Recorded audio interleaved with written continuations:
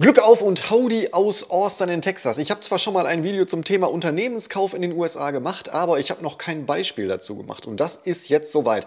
Ich habe mit vielen mittlerweile von euch, die mich angefunkt haben, DM'd haben und gemailt haben. Ich habe sogar Teams gemacht mit einigen von euch, die gefragt haben, Mensch, wir wollen gerne ein Unternehmen kaufen für ein E2-Visum oder so, und habe festgestellt, da gibt es dann doch ein paar Wissenslücken, wie das so läuft und was so ein paar Grundprinzipien ist und worauf man achten muss. Ich habe mir mal ein Beispiel rausgesucht und das ist der Laundromat. Viel Spaß bei diesem Video.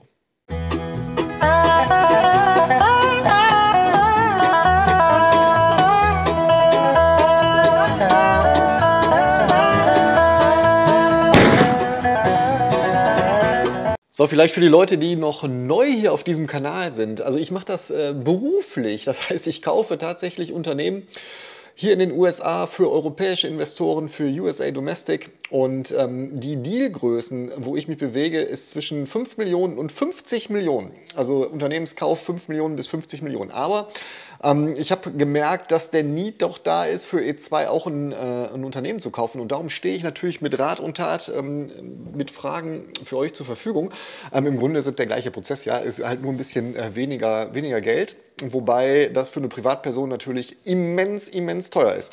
Ja, wo fangen wir am besten mal an? Also warum habe ich mir dieses Laundromat, also Waschsalon-Thema ausgesucht? Weil viele von euch die fixe Idee haben, boah, ich kaufe mir hier in den USA einen Waschsalon und das ist ein sicheres Einkommen. Ja, da brauche ich nicht viel machen, da läuft die Maschine, da sind alles Coin-basiert, also münzbasiert.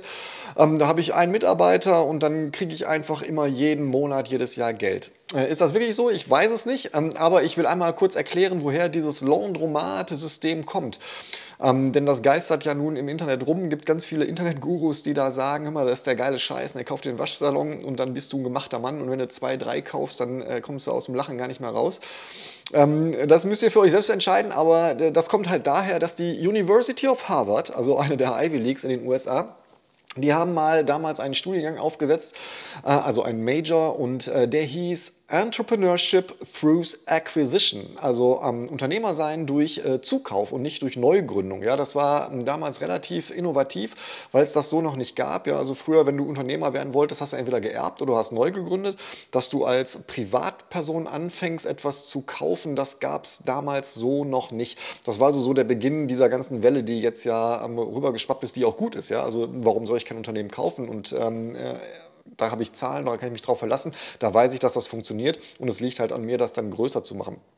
So, aber die Harvard University hat als Proof of Concept oder halt als Testballon einfach mal diesen Waschsalon-Case aufgemacht, also den Laundromat-Case.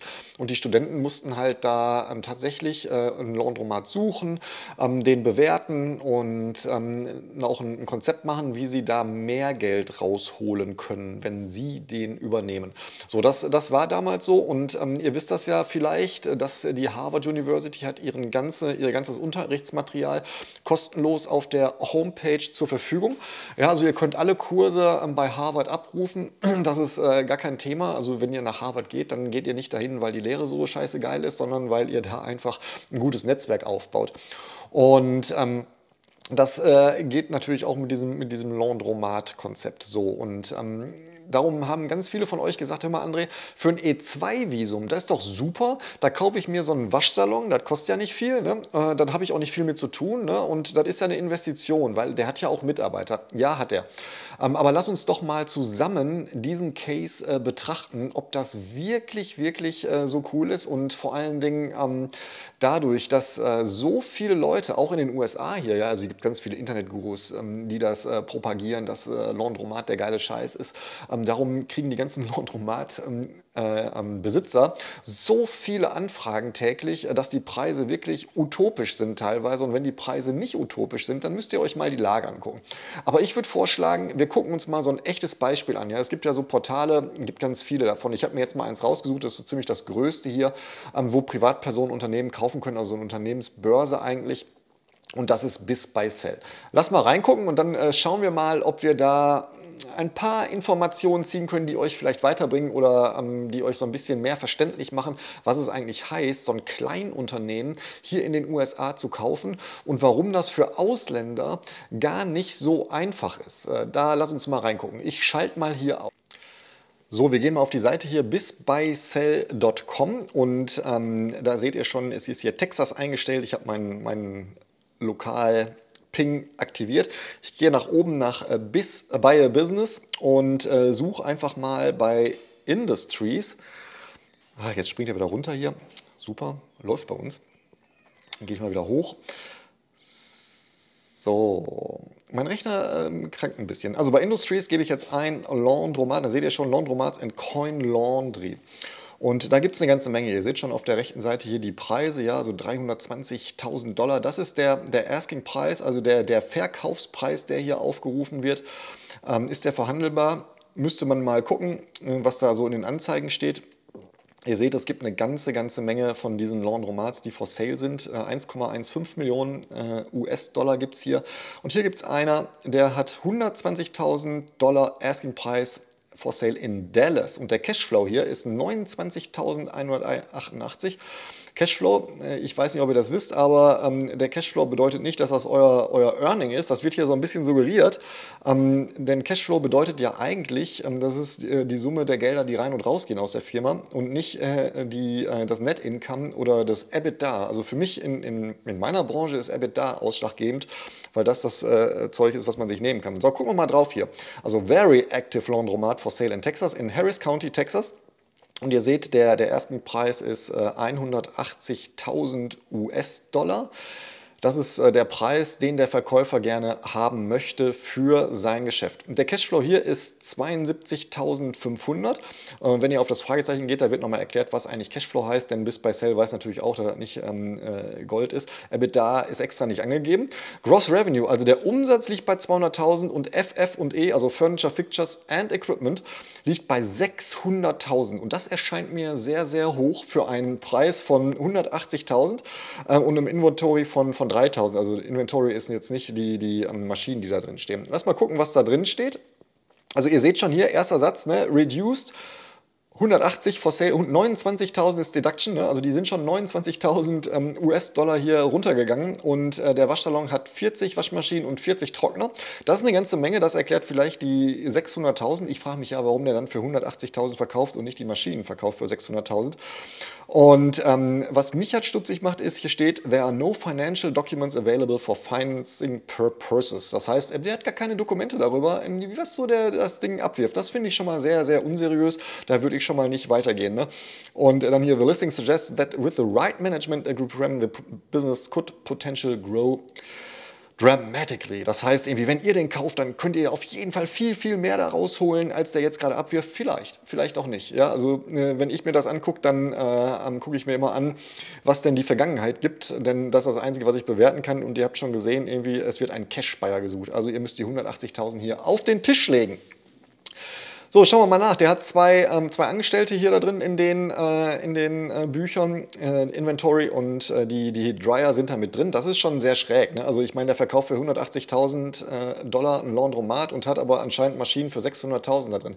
Ich weiß nicht, wie der auf die Nummer kommt. Das erscheint mir nicht sehr seriös. Was die natürlich wollen, ist, dass man ins Gespräch kommt. Ne? Denn die Broker hier sind geschult, um zu verhandeln und um zu verkaufen. Ja? Im Endeffekt ist es ein Verkauf eines Unternehmens. Würdet ihr es machen?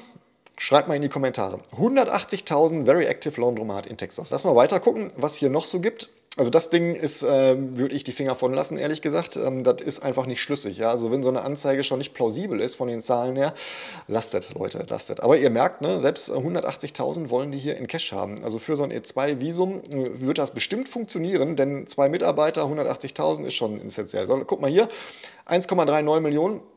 In Dallas mit 282.000. Gucken wir uns den mal an.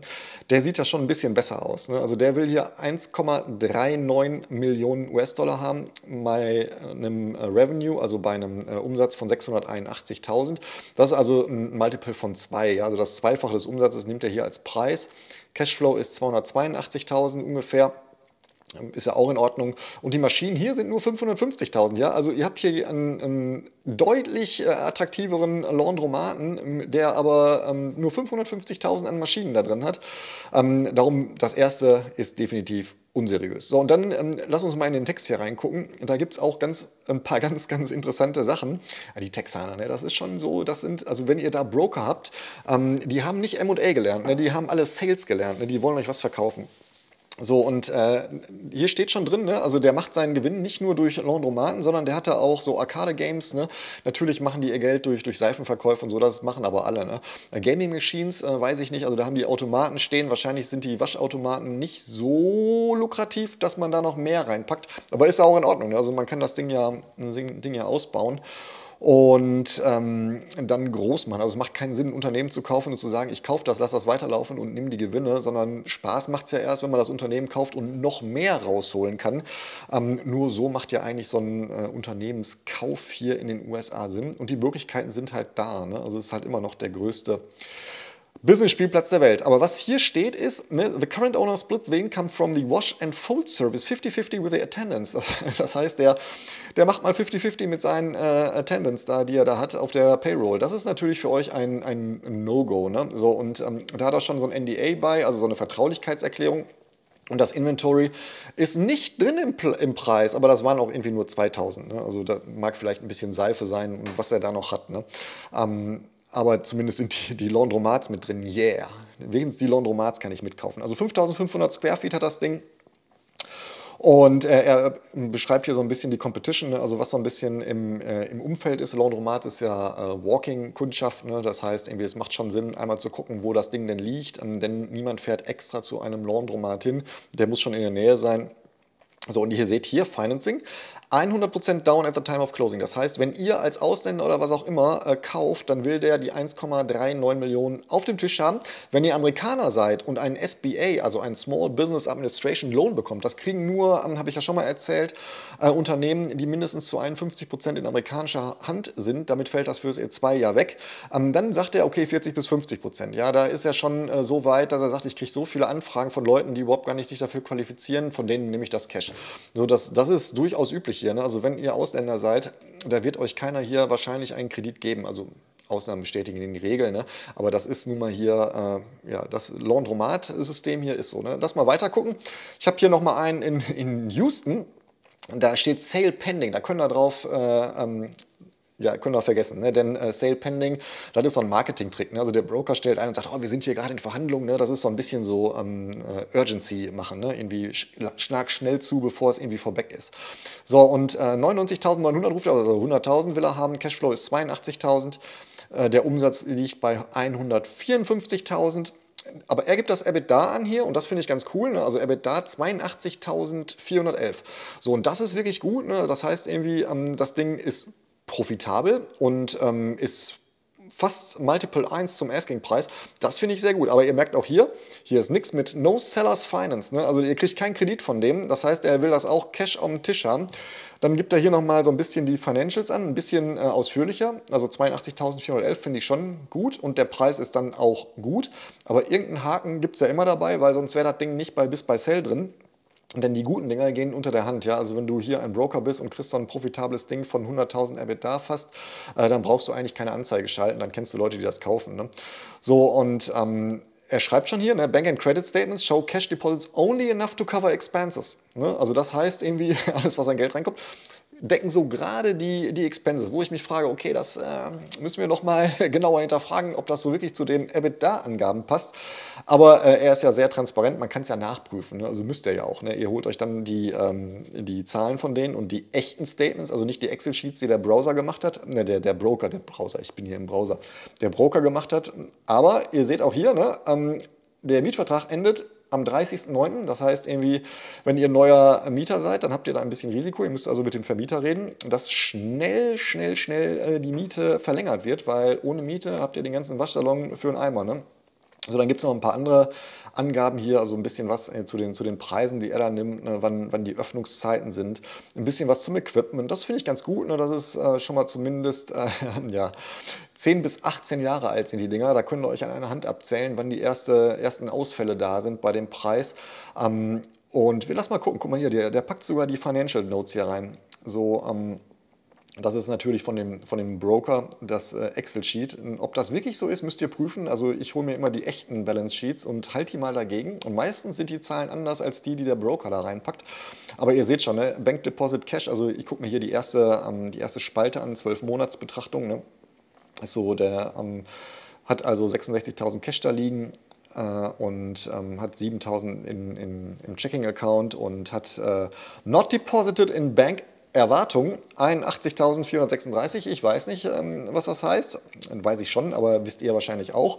Und ihr seht, da ist gar kein Salary und nichts bei. Ne? Das heißt, irgendwie das kommt tatsächlich noch da drauf. Da müsst ihr ein bisschen aufpassen, ne? Denn der wird natürlich auch Mitarbeiter haben. Und wenn der so eine Liste hier auflegt mit so einem Excel-Sheet und da sind keine Salaries drin, sondern nur andere Expenses, dann sage ich euch, das Ding ist eigentlich negativ, ne? Oder gerade mal Break-Even, wie er es ja auch da gesagt hat. Ne? So, jetzt hat er den gleichen Text hier nochmal runtergerasselt in dem PDF. Wir lassen noch mal gucken hier. Okay, so, dann können wir wieder zumachen. Ja, das ein bisschen dazu. Ihr merkt, das ist nicht einfach, ne, das Richtige zu finden, denn bei BizBuySell, da hat irgendwie alles, was ich so gefunden habe, irgendwie einen Haken. Ne? Und es ist einfach auch, ja, was soll ich sagen, nicht so schön. Ne? Denn am besten ist natürlich, ihr sucht selber und verlasst euch nicht auf diese Broker, die da sind, denn das ist nicht immer so seriös. Die versuchen einfach nur ein Geschäft zu machen, gerade in Texas. Ne? Also ich sag mal so, Broker in Texas, in Florida und sowas, das sind schon windige Typen. Also es gibt ein paar wirklich sehr seriöse, die haben dann aber auch wirklich gut gehende Business, die bieten dann auch wahrscheinlich an so ein bisschen Transaktionsberatung auf der einen Seite, aber seid euch sicher, die sind nur auf einer Seite und die kriegen nur ihr Geld vom Verkäufer. Und wenn ihr einen Vertrag von denen kriegt, wo steht, du musst den Käufer und den Verkäufer bezahlen. In Florida, meine ich, ist das sogar illegal. In Texas ist es, glaube ich, geduldet, aber das ist auf jeden Fall unseriös, weil der ja dann seine Neutralität einfach verliert. Ne? Ja, das dazu. Also ihr merkt, Unternehmen kaufen in den USA, gerade auch in so kleinen Bereichen, also ich weiß, für viele ist jetzt 100.000 auch wirklich viel Geld. Also für jeden ist eigentlich 100.000 viel Geld. Aber ihr habt die Liste gesehen, das ist in den USA für ein wirklich manchmal Schrottbusiness überhaupt nicht viel Geld. Darum müsst ihr euch wirklich die Dinger genau angucken. Und ich kann euch nur wirklich raten, holt euch Berater an die Seite, die das können, die den Durchblick haben.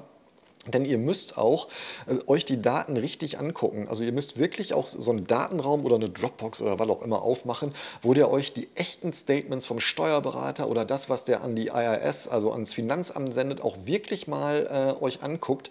Und lasst euch nicht blenden von irgendwelchen Excel-Tabellen, die bei BizBuySell der Broker da gibt. Der will nur seine Fee machen, der verdient 5 bis 10% an den Summen, die ihr da gelesen habt. Und die meisten, wenn ihr Ausländer seid, wollen Cash auf dem Tisch.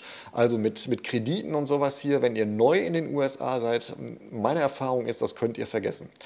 Ja, das mal zu diesem Laundromat. War ein kurzes Video heute. Ich bin ein bisschen geschwitzt. Ich komme gerade vom Laufen. Also ich habe keinen Sonnenbrand, aber ich sehe gerade, ich glühe ein bisschen hier.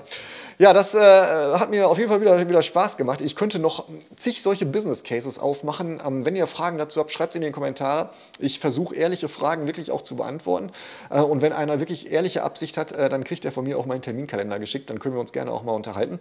Ansonsten bleibt dran, das nächste Video folgt und wir sehen uns relativ schnell wieder. Hier ist Spring Break und die Kinder haben Ferien. Ich mache mit der Kleinen, die ist auch 16, ne?